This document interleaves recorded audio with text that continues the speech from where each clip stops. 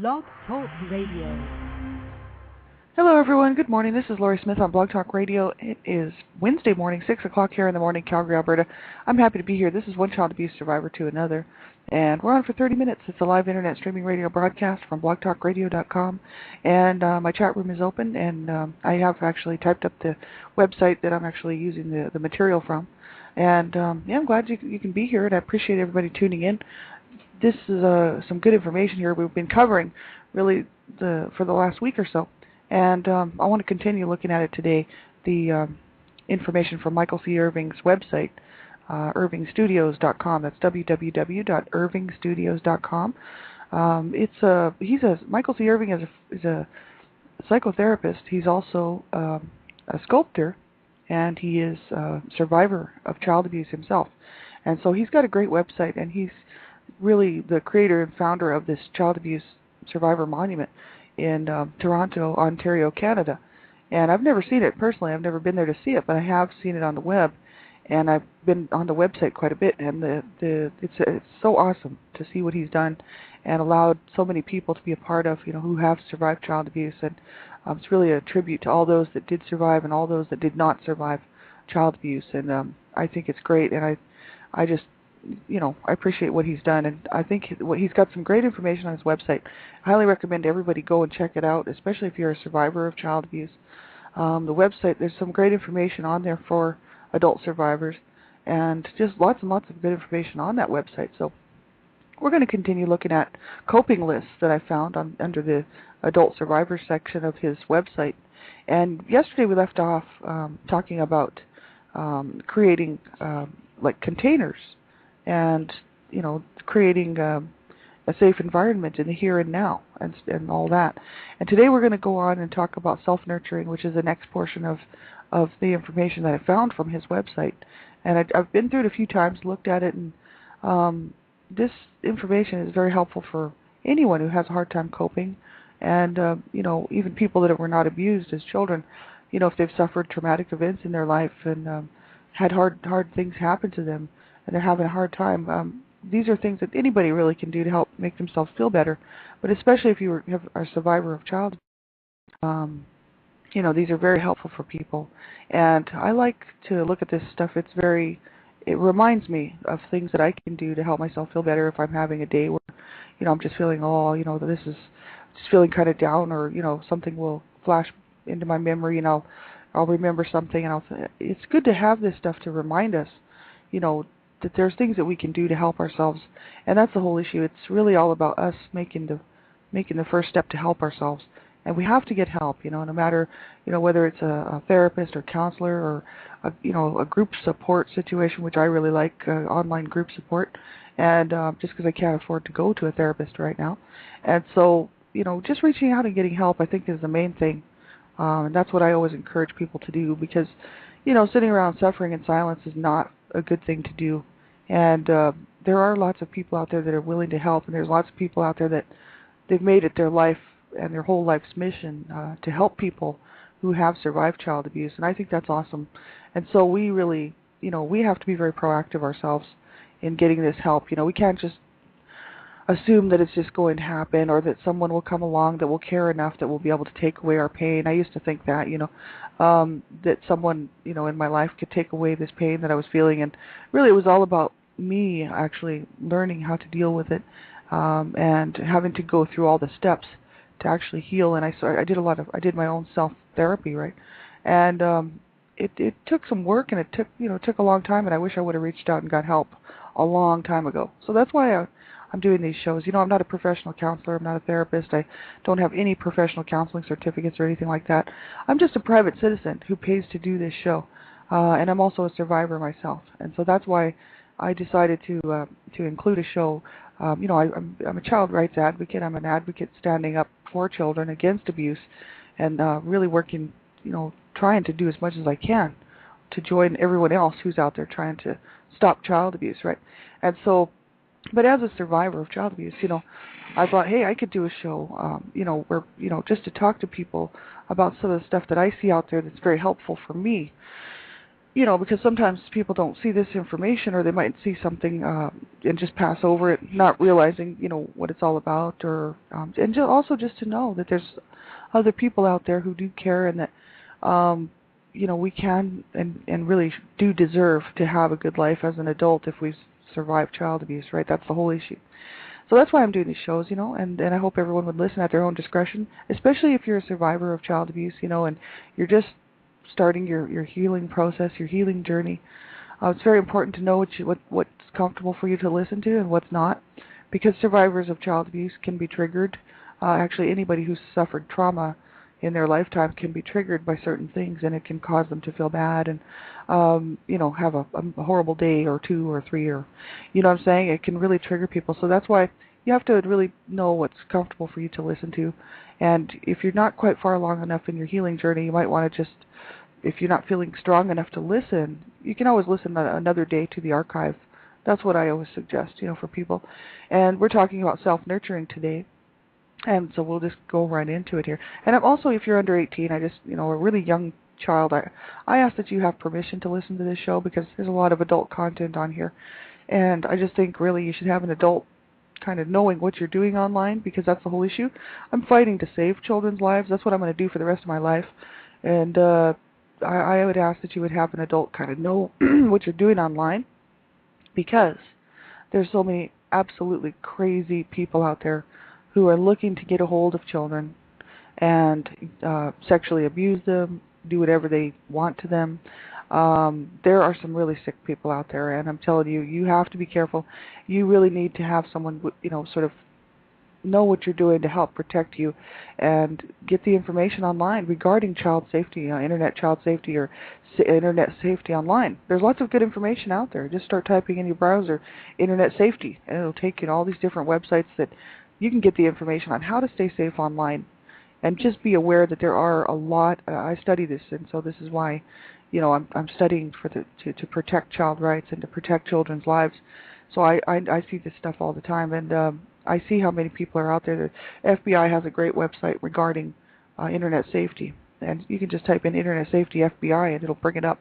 And at any given time, there's 750,000 child sexual predators online trying to get a hold of children.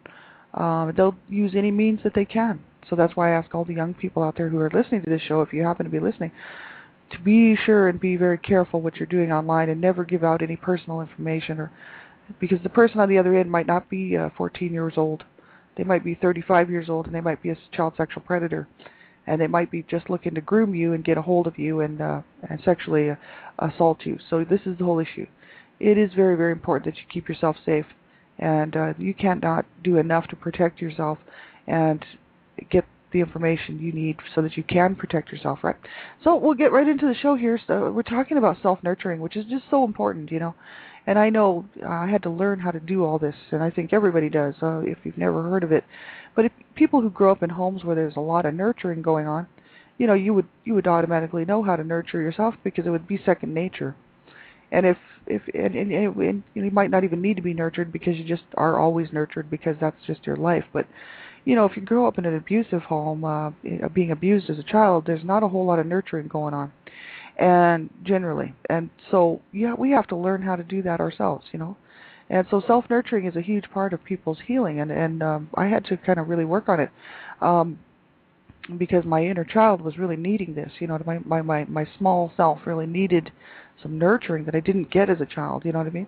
And so this information is so good. I've read it a couple of times and kind of been looking at this article here, this information for probably about the last 6 months off and on. And so I'll just read through it. It's so good, and I love it. It's so important for us to know how to self-nurture. Soothing words, that's one thing we can do. It says affirmations. Here's some suggestions from Michael C. Irving. He says, make a tape of affirmations. Have supportive people add messages for you. So we could actually record something like an affirmation tape, or record it digitally or whatever, and have supportive people add messages for us so that we can have this affirmation tape or disc running all the time. Or when we feel like we're just down, we can play it, and then we'd have all this really awesome stuff to listen to. It says, have a daily breadbasket of affirmations to read, hold, carry with you. Get a book of affirmations and carry it with you. That's really awesome, and I think that's a good idea. I think, people might think, oh, that's just silly. Why would I want to do that? The whole issue is that we have to learn to surround ourselves with good stuff. If you've grown up in a home where there was just violence and a lot of domestic abuse, and then, child abuse and drugs and, substance abuse and criminal activity and you name it, if you've grown up around that, then of course you need to change that in your own adult life and make sure that you're not doing that to yourself, you know what I mean? Like, as an adult, allowing that type of lifestyle to continue, because if that's the case, then it will just continue on, and you will just continue probably to suffer continually, right? We have to learn to incorporate good stuff into our life, So that's why these are helpful. Some of them might work for you, some of them might not. But it's worth a try. That's what I say. Everybody's different, and what might work for you might not work for me, and then what might work for me might not work for somebody else, you know what I mean? But as long as we try a few of these just to see if they actually do work, it might there might be something here that actually does work for us, right? I've never carried around a book of affirmations, but what I do quite often is I will say out loud things to myself, like, I can do this. Things that make me feel stronger. I'll say sometimes, I am worth it. I do count and I do matter. I like to say that quite a bit because that's the truth. And if I'm feeling like, oh man, I'm having a hard day, this is horrible, I'll just go back to the way I was thinking when I first got started on my healing journey, and that was that I do count and I do matter and I do deserve to have a good life. And this is what we have to tell ourselves, right? It says we can get a healing notebook and put in affirmations, pictures, messages from friends that remind you that you are safe and not alone, and carry the notebook with us. I think that's a really great idea myself. It's almost like a scrapbook, right? A healing scrapbook for, especially, I don't know if men would so much do that. Unfortunately, they wouldn't probably feel comfortable enough to do that, but women would do that because women are into that kind of stuff, you know what I mean? But guys could do that too. Maybe you might not want to share it with your friends, but you could do it on the, in the privacy of your own home. You could have like a little photo album or something and put all kinds of cool pictures of things that you like, and cars, and your favorite sports team stuff, and things that would make you feel better, you know what I mean? And things that make you feel sort of like, yeah, this life is good, and I can do it, and I deserve to have a good life, and I'm enjoying, feeling good about myself, sort of thing, right? It's so important. And then it says here, lucid dreaming and journaling, use meditative and free writing techniques. And I hear lots of survivors talking about journaling. And I actually, didn't so much journal, so I guess so I sort of did. Not a whole lot like maybe you might think. Some people might journal all the time. But what I did was I started writing a blog, and my blog was my journal, and I would sit down and write my story, that's what I was doing. And as it would come to me, and it was pretty much like every night I would write on that blog, or at least every couple of nights, because it was just coming so fast. And I thought, man, I better write it down while I have it in my mind to write it down. So it's a good idea, if you haven't tried journaling, you could always try it. It might be something that you find very helpful. And I know that I did, and I don't do too much now because I'm so busy, but the whole issue is I do plan on continuing on to write, so I will be doing more journaling, right? So journaling is something that people can do, and art also, like art therapy, is very important too. And it says the next one is self-talk. Tell yourself something that will remind you that you are okay, and that's what I do. Just a lot of self-talk. I'm because I'm busy and I don't have a lot of time to sit around and write and stuff right now, especially this last couple of months. So I do a lot of self-talk, and I talk a lot to myself and remind myself that it will be okay and that everything is fine, and that if I'm having a day that I feel is kind of like, oh man, this is too hard, I just sit there and I say, it's okay. It's all right. You can have a rest day. You should just take it easy, I'm just not too hard on myself because, if we've survived really the worst of it. If you've grown up and abused, being abused as a child, you've already survived the worst of it. So hopefully, and you're not allowing yourself to be abused as an adult and be re-victimized, right? So the whole issue is we can relax, and we don't have to be too hard on ourselves. We've already had enough of a hard time, and that's why it's important not to be hard on ourselves. We do have to be proactive and try to be on the ball and keep things going and stuff, but if we're having a day where we're just tired, or we're thinking, why am I feeling this way? Sometimes you just sit down for a minute and just say, maybe I'm just tired. You know, I mean, maybe I just need to put my feet up and listen to some music and hang out and read a good book or something. Sometimes we just forget to do these things to make ourselves feel better, right? We end up really tired, and then we start feeling bad. And then if we start feeling bad about ourselves because we already experienced a lot of worthlessness or a lack of self-esteem or whatever, it can really drag you down. So that's why it's very important to not allow yourself to do that, and make sure that you get rest, and also, find a few things that actually work for you, for as far as the self-nurturing and soothing goes. That's the whole issue. He's got lots and lots of suggestions here. You can pull this information up too at www.irvingstudios.com /child_abuse_survivor_monument/containment. Well, actually, we're on self-nurture now, so /self-nurture.htm. And another thing that we can do is, it says here, is do a positive or nurturing handprint spontaneous writing. So, like they did the handprints, the survivors that actually, the child abuse survivors that actually worked on that child abuse survivor monument, did handprints and stuff, and also writing and whatnot, so poetry and stuff. And also write affirmations, cards, or post-it notes, and journal about hopes and aspirations. Write a letter to yourself from someone who thinks highly of you. So you could put yourself in someone else's shoes who actually looks up to you and thinks highly of you and is always there for you to support you. And you could write a letter from their point of view to yourself, and just to encourage yourself and to comfort yourself. It says, with your non-dominant hand, write from your child self. That would be really interesting, and I saw this before, and I haven't done it, but it says, so if you're left-handed, you want to use your right hand. If you're right-handed, use your left hand. You can actually write from your child self. So you can allow your inner child to write with your other hand, and allow that to come out. You know what I mean? Allow that child to write. And I think that's interesting. And he's a psychotherapist, so he's got some real different stuff here that probably does work. And that's the whole issue. That's why it's so important to get help, right? There's so many people who are out there just wanting to help people. And if you can't afford it, like myself, I can't afford to go to therapy right now, or a counselor. And I always thought it'd be nice to just go talk to a counselor or a therapist, just to see if they thought that there was something in my life that I could change that would help myself, just in case I'm self-sabotaging and whatnot. Because I know it's hard sometimes to recognize behaviors if someone doesn't point them out to you, and you've been living this way forever, right? And making the same kind of decisions forever. And all of a sudden, you find yourself not getting anywhere in life, and you just keep making the same mistakes and same decisions. It's all based on what we learned probably as a child and growing up as a youth, and if you haven't got any help with it, a lot of times we're sort of self-sabotaging, and we wouldn't even realize it, I had a few people actually talk to me not too long ago, within the last year or two, who have said some very good stuff to me as far as self-sabotaging goes, because a lot of times I'll just quit jobs because I take on everybody's stress around me, and especially the boss, because my mother was a very abusive, violent woman.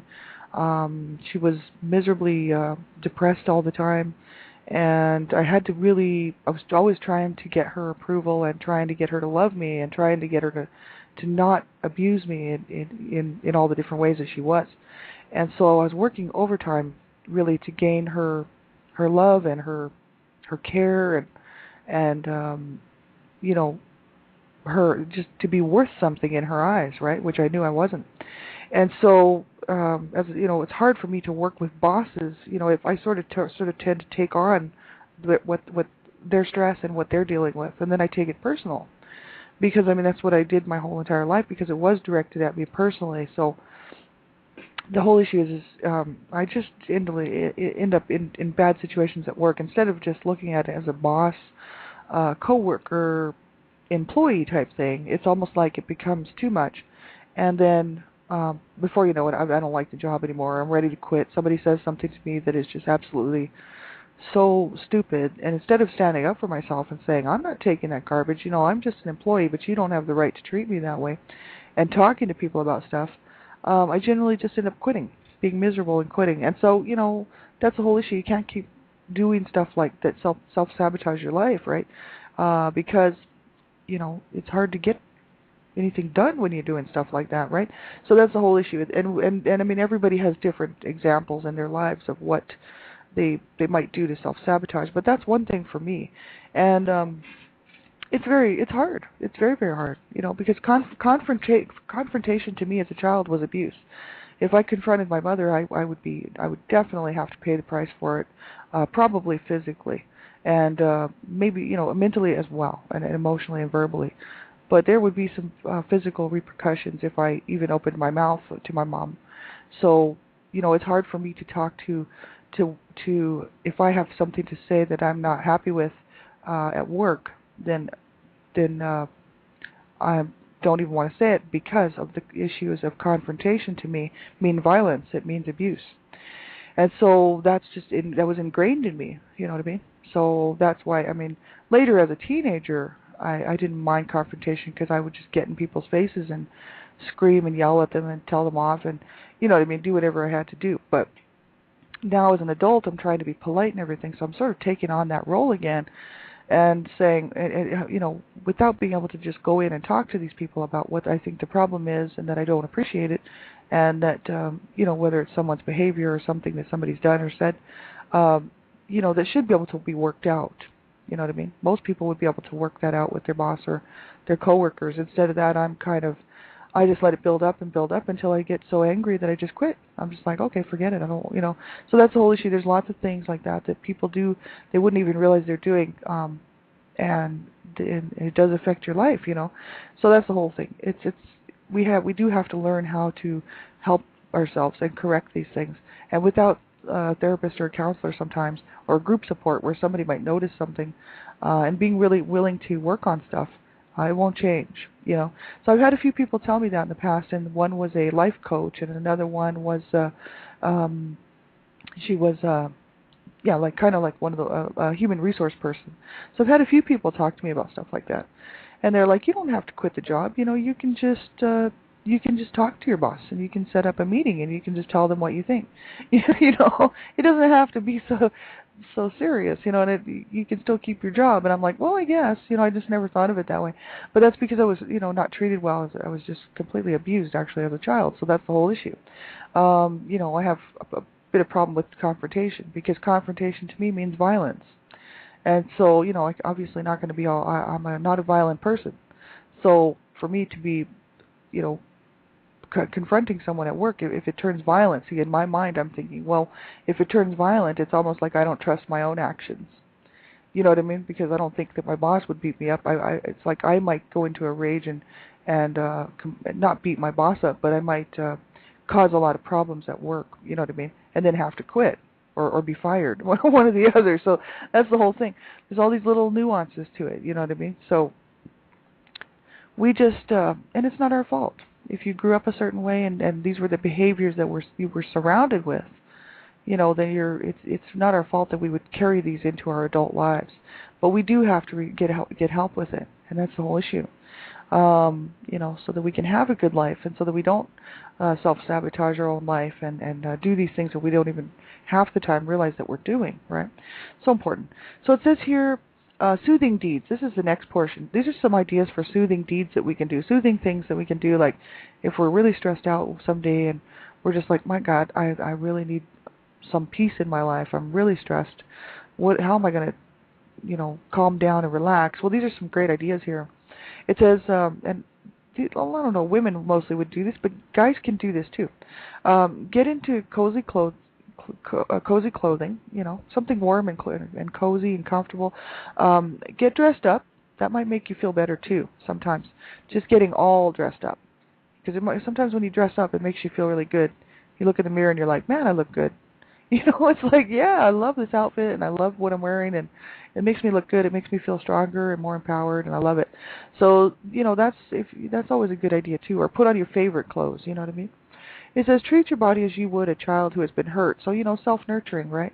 Comforting yourself, hugging yourself. I've actually done that because I saw that in somewhere. I'm not sure if it was on here, on this website or another website that said, no, go ahead and hug yourself. Wrap your arms around yourself. You do deserve a hug. If you didn't get very many hugs as a child, um, you can hug your inner child. You can hug yourself, and you can say it's okay. We have to learn how to self-nurture, and we have to be basically the nurturing parents that we did not have. And so many people, sadly, suffer from not getting that parental love and that parental care that we needed and we're supposed to bond and supposed to have. So if you didn't get any of that and you just feel like really down and stuff, you can hug yourself and you can say it's going to be okay. I've actually done that because I've been so desperate sometimes that I would just grab a hold of my own hand because there was nobody around me. There was like nobody that was in my life that would actually care except for my sweetheart, and he's terminally ill, so I can't just be bringing a lot of stress to his life. You know what I mean? He can't be around stress because it causes all kinds of problems with him because he's terminally ill, and he's very sick. So stress causes him to start bleeding. He has a lot of problems, so he has to stay very calm and collected. And even though he wants to be more able to help me, and you know what I mean, he knows my situation, he knows what happened, and he's in my life big time. He's the biggest part of my life, besides God and myself, and then everyone else, right? I mean, he's there for me. But the whole thing is that he can't be around me when I'm really stressed or really feeling upset because it upsets him, and then all of a sudden, before you know it, his nose is bleeding and he's sick and he's bleeding through his mouth. He really has, he's terminally ill, so he's just living. He's just living because God is sustaining him. Really, 9 years. He was diagnosed 9 years ago, so that's the whole issue. He's still around and he's still here and he's still with me, and we're so blessed to still have each other. But I can't stress him out, with all my stuff, and so I have to stay very much, calm and collected around him because that way it doesn't make him feel stressed out, and because he'll take on my stress because he loves me so much that if he sees me hurting, of course it's going to hurt him. So that's the whole issue, it's hard. And so if I'm feeling down sometimes, I'll just sit and I'll just hug myself, or I'll just hold my own hand. You know what I mean? These are things that we can do. Here's some more stuff that they have for soothing things we can do. Cook something nice, bake some bread, rest in a hot bath, take an oil or a bubble bath, light a candle. Candles are awesome. I love candles. And soothe your body memories. Use lotion, essential oils, soft fabric on places that hurt. If you were abused physically or sexually as a child, we can do these things to soothe body memories because the body has memories, and it will remember the abuse that was inflicted upon it. And I know that mine does. And I have a lot of pain in the areas where I suffered a lot of physical abuse from my mom, and so the pain is still there. You know what I mean? Because it's probably arthritis or who knows what's going on, but muscle damage, nerve damage, I don't know. Probably some nerve damage in there too. There's parts of my body are numb where I can't feel anything, and then parts of them hurt. So that's the whole issue. We can soothe our body memories. You know what I mean? We can brush our hair. We can rub our feet or hands. We could do like a foot massage, right? Make our feet feel good. We could buy ourselves some flowers or house plants. We could buy ourselves some garden plants and plant them. We could buy our inner child a coloring book, and that's what I've done. I've already done that. Just having a cup of tea, cup of coffee, sitting back, having an iced tea or lemonade, having a chocolate or other comfort food. Buy something nice for ourselves or for your house or your apartment. Brush your dog or your cat, pet your cat, talk to your pets, turn the music on, buy a book or magazine, read a children's book, which is a good idea because if you never got to enjoy yourself as a child, you could read a child's book and read your favorite author or book. So those are just some ideas that he has there. It's great stuff. So we have about a minute left, and I'm so happy that you could be here. Thanks for tuning in. And I'm the Canada Regional Director for Dreamcatchers for Abused Children. Catch our website at www.dreamcatchersforAbusedChildren.com. We have some great information on there. It's updated daily, and you can get some really very important information on what to look for, signs and symptoms of abuse, of child abuse, and how to report it so that we can stop child abuse, right? So make sure you check out the website. And also tonight, Elizabeth Roberts-Brawley, the Southern Regional Director for Dreamcatchers for Abused Children, and myself will be on Dreamcatchers Talk Radio, www.blogtalkradio.com/Dreamcatchers. So that's 10 o'clock p.m. Eastern Standard Time tonight. And I hope you'll join us for an hour long. We're going to be talking about issues surrounding child pornography and some of the issues surrounding child exploitation. So we're going to continue on with that. So have a great day, everybody. Take care of yourselves, and make sure you reach out. You can get a hold of me here. You can get a hold of me here on Blog Talk, also on Facebook and different places like that. And so if I can help you find information, or if you just are looking for some more resources of information, I have lots and lots of stuff that I've been studying and looking at for the last for the last 3 years, but especially the last 7 months. And so I do have a lot of information and resources. And so, if you're looking for something and you just need a little help to find something, or you just want somebody to talk to, get a hold of me. And otherwise, have a great day, everybody. We'll talk to you later, and just take care of yourselves. And be sure and keep reaching out, and don't suffer in silence. It's just not a good thing to do. And, find someone to talk to, Group support I really like, because there's safety in numbers. Safety in numbers is a big thing for me. So, just make sure that you do reach out and don't suffer by yourself in silence. This is not a good thing at all. Take care, everybody. You're in my heart, and we'll talk to you soon. Bye-bye.